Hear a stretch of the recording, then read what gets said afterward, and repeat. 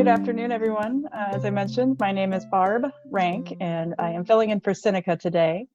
And as a reminder, these are those calls that are just for anyone that wants to just take a break and reconnect with someone in this very unusual time of COVID-19, having to stay at home, which is not normal routine for a lot of us. And just even the fact that even if we're introverts at heart, the fact that we can't go out, they're really wanting us to stay home. That just throws everybody in a whole different routine and a whole different rhythm. And so today's topic that I really want to bring forward, because I've been thinking about it a lot, is balance. And underneath that topic, there's this running theme of personal responsibility. So I just want to throw out a few things that I've been reading about, thinking about, and then get all of your input. And being a smaller group, I think it'd be great to get ideas and insights from everyone. So when I talk about balance, the two terms that come up are, they're actually from Harriet Lerner in a book she wrote about the dance of anger. But she calls overfunctioning and underfunctioning. I'll get to those in a second, but first I want to describe what it looks like to have optimal functioning, which again I can call balance. So when you're in optimal functioning, that is, you're living in a state where you're able to manage day-to-day life decisions. You're able to function at work, you're able to get things done around the house, you're able to make decisions for yourself, you don't take on more than your share of responsibility, finding that balance, being able to say no. You can go between different roles, so you can be the parent or the boyfriend, girlfriend, spouse, partner. You can then go into work and be the employee. Maybe you have committees or organizations outside of that you're a part of. And if you are optimally functioning, you're bringing your whole self to those, and you're taking 100% responsibility for your life, your decisions, your actions, etc. So then this concept comes in of overfunctioning and underfunctioning. And I want to caveat by saying, typically when we're in normal circumstances, that's when we find we can optimally function. Even if it's a little dysfunctional, you know what to expect, you know how to operate, and so you can manage things. This is a very unusual circumstance. There's a lot of things that are happening that are outside of all of our control. The world is a very different place right now. And it's people in these types of circumstances, even if they're normally very optimal functioners or optimal performers, they could go into over or under functioning. So what does that look like? We'll start with under functioning. So take someone who's normally an optimal functioner, they're doing okay under normal circumstances.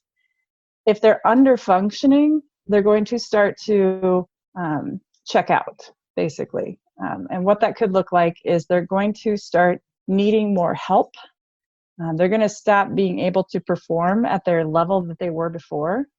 So think about, especially for you that are small business owners or you work in an organization, look at your employees and others around you. And are they now in this quarantine time starting to step back? Are they starting to overthink things and just need more outside help or outside advice to even make decisions that normally they'd be able to make no problem? Maybe they're starting to make poor decisions. And so for me, that would be something like I'm under functioning and therefore I feel like I need to have more snacks or more sugar. That for me would be a sign that I'm starting to get really stressed out and make decisions for myself that aren't the best for myself. They also talked about watching too much either TV, too much social media, too much. You're basically under functioning in that you're checking out. Then there's the over functioning. And so with someone that's over functioning, keep in mind they start out at optimal, but now they actually take on more responsibility for others' responsible things. And whereas they normally give 100%, now they're giving 110, 130, 150. And I think I need to clarify here too, there are times when we need to step in and help, especially during these times. So, hey, I'm going to go get some groceries for my neighbor. I'm going to go help down the street. That can just be an overflow of our optimal functioning. It's when we take on the responsibility of someone else's either job or life. Perhaps we give too much advice when it's not warranted. Perhaps we think that it has to get, if it's going to get done, I have to do it. That type of thinking. And just even, there's an example that I heard where a woman's mother was very ill, and she felt herself over functioning, even though she had siblings that she could delegate to, and she needed to delegate to. Her over functioning kicked in, and she said, I'll just do it all. I'll just take care of it all. I know what to do. I'll do it. And they were kind enough to step in when they saw her over functioning and say, we need to help her, and we need to help you too. And she was gracious enough to be able to accept that help, and just recognize that she was getting stressed out over that circumstance. So those were the kind of the concepts I wanted to bring up today: optimal functioning, under functioning, over functioning. So then how do we maintain balance? For that, I'm going to introduce my trusty cube here. This was given to me by a friend a while ago, but I think it goes back to balance for me means remembering the basics when you're getting stressed out and going back to true self-care. The first one was drink water. It sounds so basic, but water is that life-giving system that we need. It's healthy for us. It's good for us. When we recognize that we're either under or over functioning, first of all, just acknowledge that we're stressed out and go grab a glass of water. Another one would be eat something healthy.